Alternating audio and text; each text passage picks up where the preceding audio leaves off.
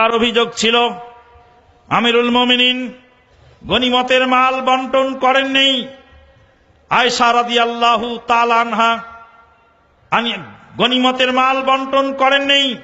আব্দুল্লাহ বিন আব্বাস রাদিয়াল্লাহু তাআলা আনহু বললেন, গনিমতের মাল যুদ্ধের ময়দানে কোন মহিলা যদি মুসলিম সোলজারের হাতে ধরা পড়ে, সেই মহিলা সেই মুসলিম সোলজারের বান্দি হিসাবে গণ্য হয়।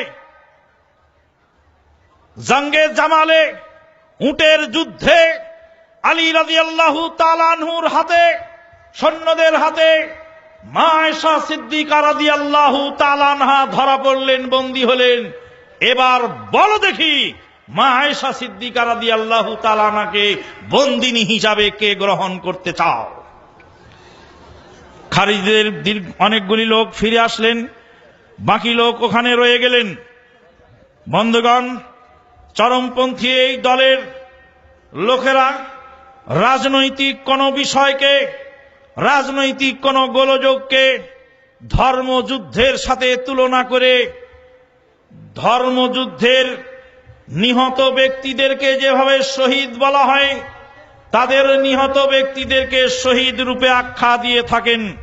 আমাকে অনেক ক্ষেত্রে প্রশ্ন করা হয়ে থাকে, রাজনৈতিক লড়াইয়ে যারা মারা গেলেন তারা কি শহীদ হলেন নাকি তারা শহীদ নয়? কোরআন হাদিসের দৃষ্টিতে কি আছে? আমি বলি, ওদেরকেই জিজ্ঞেস করুন, ওরাই বলবে। রাজনৈতিক অঙ্গনে যখন মানুষ মারা যায় তখন তাদেরকে কি তারা রক্তাক্ত সহ পরনের বস্ত্র সহ দাফন করে, নাকি পরনের বস্ত্র খুলে নিয়ে গোসল দিয়ে কাফনে জড়িয়ে দাফন করে? যদি কাফনে জড়িয়ে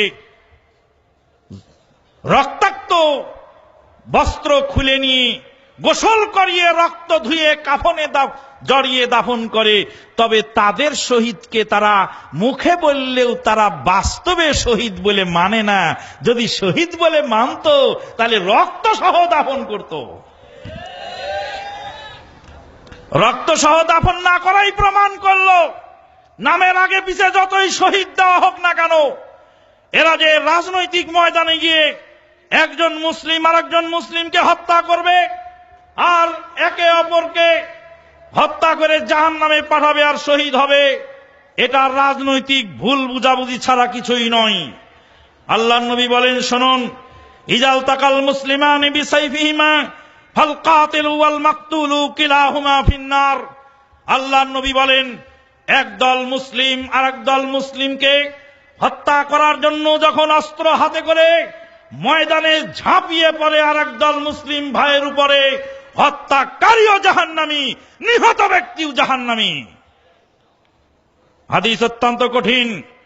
নবী সাল্লাল্লাহু আলাইহি সাল্লামকে সাহাবায়ে কেরামগণ বিনীত স্বরে প্রশ্ন করলেন, ফামা বালুল মাকতুল ইয়া রাসূলুল্লাহ সাল্লাল্লাহু আলাইহি সাল্লাম, হে আল্লাহর নবী, যিনি নিহত হলেন, যিনি হত্যা করলেন, তিনি তো জাহান্নামী অপর মুসলিম ভাইকে হত্যা করার কারণে, কিন্তু যিনি নিহত হলেন তার কি দোষ?